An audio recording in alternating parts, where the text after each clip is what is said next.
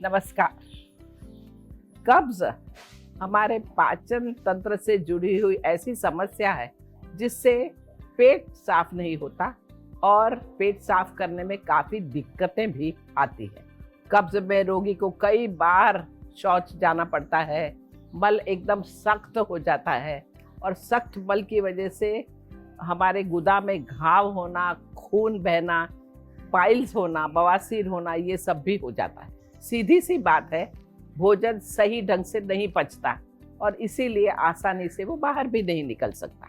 पेट साफ न होने से व्यक्ति को किसी भी काम में मन नहीं लगता, कुछ करने की इच्छा नहीं होती, आलस से भरा रहता है, व्यक्ति तामसिक स्थिति में आ जाता है। कब्ज की परेशानी की वजह से व्यक्ति को घंटों बैठना पड़ता है पेट साफ करने के लिए और सोच समझकर उसे खाना खाना पड़ता है। कब्ज के कुछ लक्षण इस प्रकार हैं।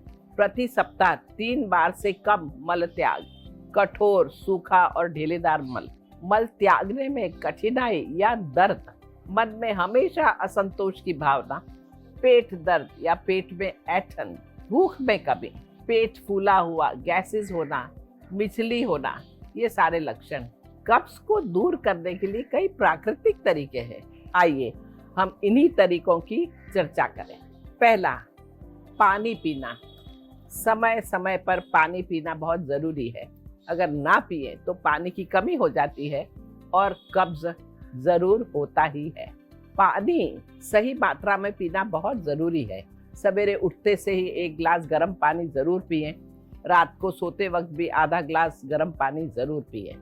खाने के आधा घंटा पहले याद रख के पानी पिएं और खाने के 1-1.5 घंटे बाद भी याद रख के गिलास भर के पानी पिएं। जब भी प्यास लगे पानी पीना बहुत ज़रूरी है। दूसरी बात, खाना खाते वक्त, भोजन के वक्त कोई न कोई पेय पदार्थ भोजन में बहुत ज़रूरी हो जाता है, जैसे पतला दूध, पतली छाछ, नींबू पानी, सूप, फलों के रस, ये सारी चीज़ें हम खाने के साथ ले सकते हैं। कब्ज होने पर कार्बोनेटेड पानी पीने से एक बार राहत तो मिल ही जाती है, लेकिन ये कार्बोनेटेड पानी बार बार नहीं पीना चाहिए, ये भी नुकसानदायक है। अगर हम ये सारी बातें जो बताई है वो ध्यान में रखें तो इससे कब्ज नहीं होगा। दूसरा, चलना सबसे अच्छा उपाय है। खाना खाने के बाद इंसान को कम से कम 15 मिनट जो चलना ही चाहिए। खाना खाए और बैठे, खाना खाए और सोए, ये बहुत गलत आदतें हो जाती है। 15 मिनट कम से कम चलें और चलते वक्त पेट पर थोड़ा ध्यान दें। पेट को कभी कभी अंदर खींच के थोड़ा छोड़ दें। ये करने से अपने आप पेट की आंतें सही ढंग से काम करने लगेगी और कब्ज से राहत मिलेगी। सामान्य तौर पर इंसान को कम से कम 8,000 से 10,000 कदम चलने ही चाहिए। सुबह की सैर बहुत ज़रूरी है। सुबह ज़रा अच्छी तरह थोड़ा जल्दी चलें, थोड़ा कस के चलें, बहुत फ़ायदा होगा। तीसरा, अधिक फाइबर खाएं।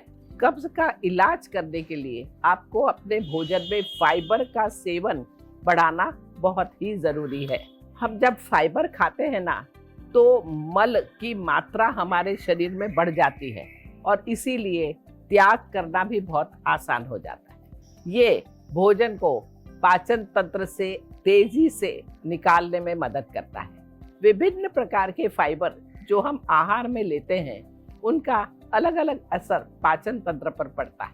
2 प्रकार के फाइबर होते हैं, एक तो अघुलनशील फाइबर और दूसरा घुलनशील फाइबर। अघुलनशील फाइबर गेहूं की भूसी, सब्जियां और साबुत अनाज में होते हैं। ये मल में घुल मिल जाते हैं और मल को आसानी से निकालने में बहुत मदद करते हैं। अब घुलनशील फाइबर बहुत काम के हैं। वो मिलते हैं जौ से, नट्स से, ये सारे बादाम, काजू, पिस्ता वगैरह से, बीन्स से, दाल, मटर, फल और सब्जियां, इन सब में मिलते हैं। ये पानी को अवशोषित कर लेते हैं और जेल जैसा पेस्ट बना देते हैं जो मल को नरम करता है और इसकी वजह से अधिक आसानी से मल को बाहर निकालने में बहुत मदद करता है। कब्ज को हटाने के लिए लोगों को घुलनशील और अघुलनशील दोनों फाइबर्स खाने जरूरी हैं। संक्षेप में, अपने आहार में फलों और सब्जियों को शामिल करना अति आवश्यक है। भोजन के 1-2 घंटे बाद पका हुआ पपीता और केला जरूर खाएं। मांसाहारी भोजन, प्रोसेस्ड फूड, जंक फूड, ये सारे खाद्य पदार्थ में फाइबर्स बहुत कम होते हैं और इसीलिए ये कब्ज को बढ़ाते हैं। इसलिए जिन्हें कब्ज की बीमारी है उन्हें तो ये कभी भी खाना ही नहीं चाहिए। चौथा, योग की तकनीक्स। हमारी जीवन शैली इतनी गतिहीन हो चुकी है, एक ही जगह लंबे समय बैठे रहते हैं या खड़े रहते हैं। इसकी वजह से शरीर में नुकसान ही नुकसान है। बहुत ज़रूरी है कि हम अमुक तरह के आसन नियमित रूप से करें जिससे पेट और पेट के सारे अवयव सही ढंग से काम करना शुरू करें। तो आइए हम ऐसे कुछ आसन बता दें जो कब्ज को हटाने में बहुत मदद करें।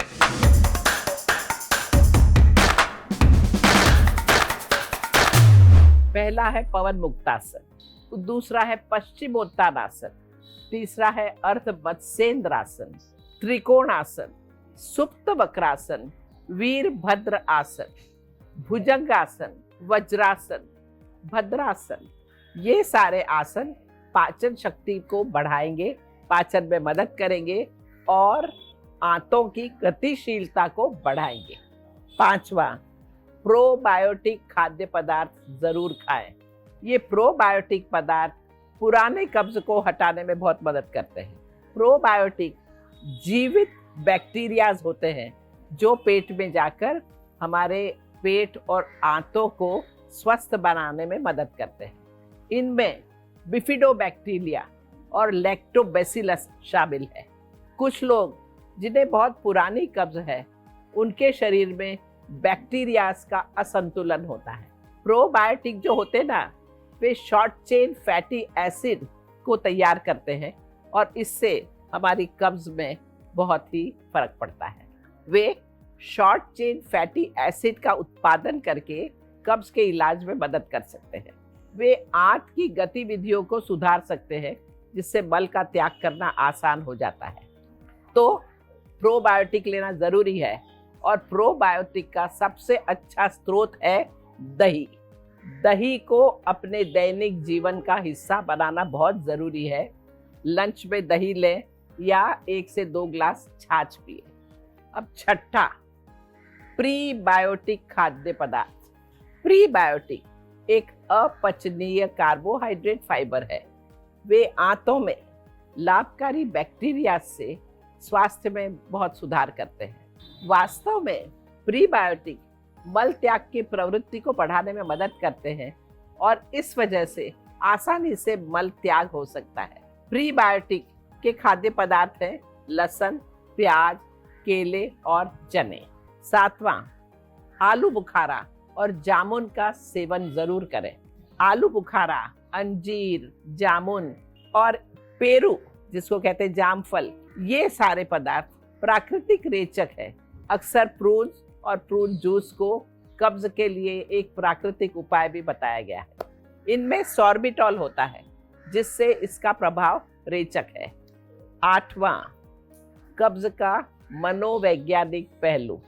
कोई भी रोगों को ले लीजिए, देखा ही गया है कि हमारी मन की स्थिति को अगर हम ध्यान में नहीं रखेंगे तो रोग ठीक नहीं हो सकते।